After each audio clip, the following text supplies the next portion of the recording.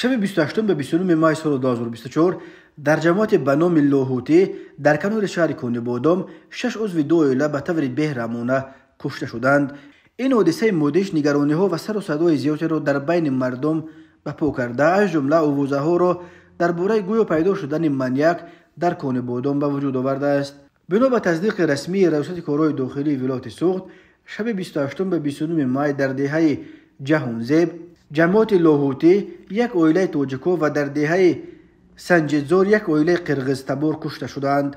به گفته ساکنان در دهه جهانزیب قاتل یا قاتلان شب سه‌شنبه به چهارشنبه محبوبه احمدوی 38 ساله و دو فرزند نابالغ او دخترش نازنین احمدوی 16 ساله و پسر 14 سالش دمیرجان احمدوف را به هلاکت رساندند. محبوبه احمدوی در بنگاه طبی دهشان به حیث همشیره طبی کار میکرد. شوهر او بهادر احمدوف در آن شب نحس در مهاجرت کاری در روسیه قرار داشته است.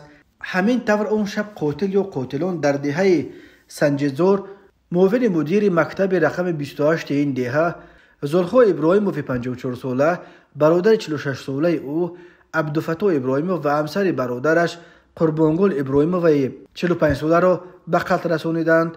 آنها قرغزتبار بودند. آن شب در خانه احمدوف 3 کودک از جمله یک طفل 8 ماهه نیز بود، ولی به فرق از خانواده ابراهیموف که دو فرزند نابالغشان را هم کشتند، کودکان عائله احمدوف را دست نرسانیدند. تفصیلات دیگر این قتل ها دسترس نیست.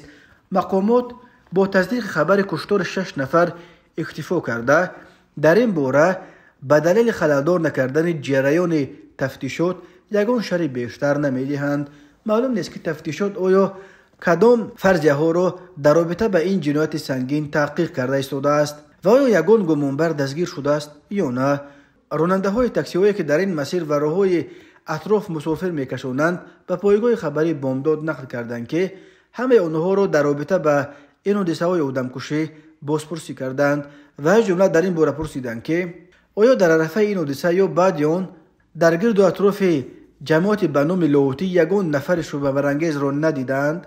گفتنی است در وقت‌های آخر در کونه‌بادام چند کشتار گروهی رخ داد که هر کدامش در بین ساکنان سر و صدای زیاد به پا کرده بود. از جمله شب 16 به 17 اپریل سال 2024 در جماعت به نام غفورجان اورتیقوف در کنار شهر کونه‌بادام جسد زن و شوهر را در خانه‌شان با نشانه‌های یقینا مرگ مجبوری پیدا کردند. روز 7 مارس سال 2024 باشد محیدین بای شریپوف 65 ساله شهر کونه‌بادام با اچام در منزل استقامتیش با بیرحمی مخصوص بارای بوغی کردند و به هلاکت رسانیدن همسرش میرم شریپوف و کیرینش فیروزه شریپوف و نبیره‌هایش ابوبکر خواننده صنف 3 و عزیزه خواننده صنف 1 بازداشت شد.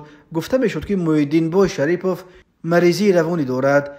در پایان سال 2023 باشد شهریار نورماتوف ساکن 32 ساله ساکن کونه‌بادام با اچام با 136 ضرب کرد با بیرحمی مخصوص کشتن مادر 65 سالش دستگیر شد. مادر او حلیمه جان نورماتوف از سال 1993 بیش از 30 سال باز از بیماری روحی رنج میکشید.